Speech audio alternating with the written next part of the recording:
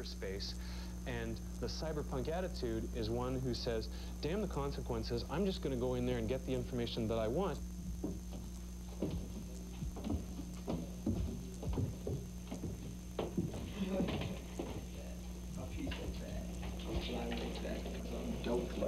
I'm elite like that. The easiest thing to do is to hack in and get calling cards so that you can make all these long-distance calls with your modem for free. Cyberpunk it's like a term that I've never been comfortable with because I've been in a unique position to see the sort of hollowness of it. It's sort of like a media construct. It started popping up, I think, first in a New York Times headline as a description, as a synonym for outlaw hackers.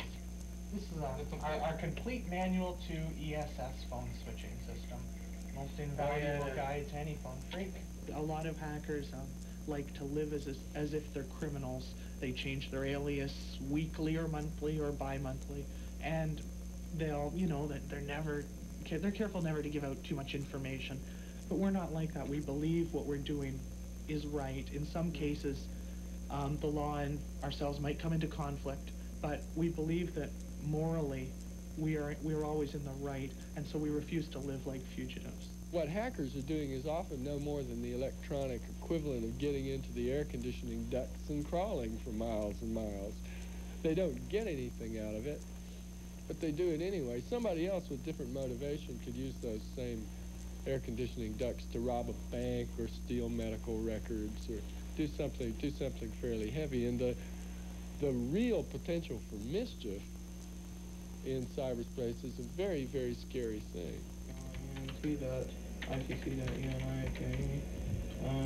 In the United States, someone rerouted 911 to a phone line that they were intercepting, and so people were calling up 911, and they're saying, yeah, or they're saying, you know, help, I'm being attacked, and the people say, oh, well, that's kind of a bummer, isn't it? You know, and that's irresponsible use. And these people do exist, just like, you know, cars exist, and 99% of the people use their car responsibly. But there's that one person who doesn't use it responsibly. It's the same with knowledge. It's the same with everything in life. I think Bell Canada would have to thank us for revealing a flaw they have in their ANI system. Yeah. ANI is a method by which Bell can tell what number you're calling from.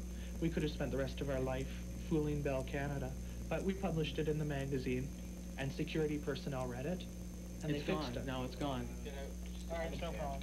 And now it's our challenge to find another hole in their system, and their challenge to keep their system impenetrable. And this is what really starts you into it, into the phone freaking and the hacking, etc. Is this all there is? But then you think, no. You make you a random call, and maybe you'll hear a modem signal coming over. You've misdialed or something. And it's like, hey, you know, I could attach my modem up here and probably connect here. Maybe this is a bulletin board.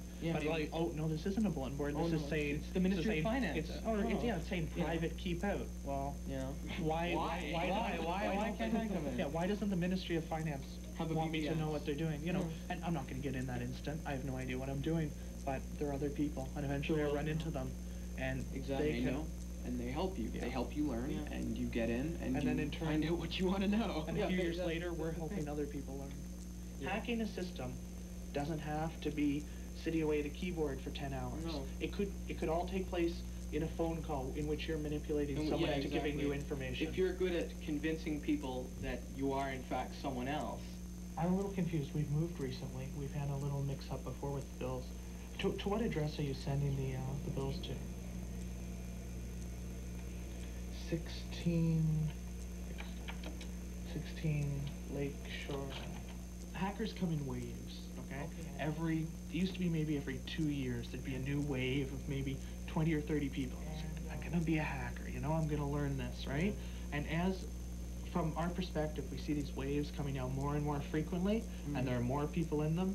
And it's getting so that the scene is just building up and building up and building up. The people who are bringing you today's computers are yesterday's hackers. You know, if they'd been caught, they'd have never got their job in the computer industry because they'd say, no, we don't want hackers. Oh, press return. Do it again. Yeah. 477-9563. You know, when the police became aware of this. You know, when the FBI and the establishment became aware of these kids, they had a lot of trouble coping with it. They just sort of threw them in jail. And so some of the ones who were like on the absolute, you know, nasty list for the cops 5 or 6 years ago are now guys sitting in offices and you know, offering quite legitimate security services.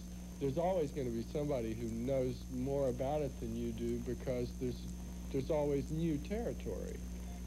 So the edge, these kids can always, in effect, move the outhouse, because the authorities may not know that there is an outhouse to move. The real trend with computers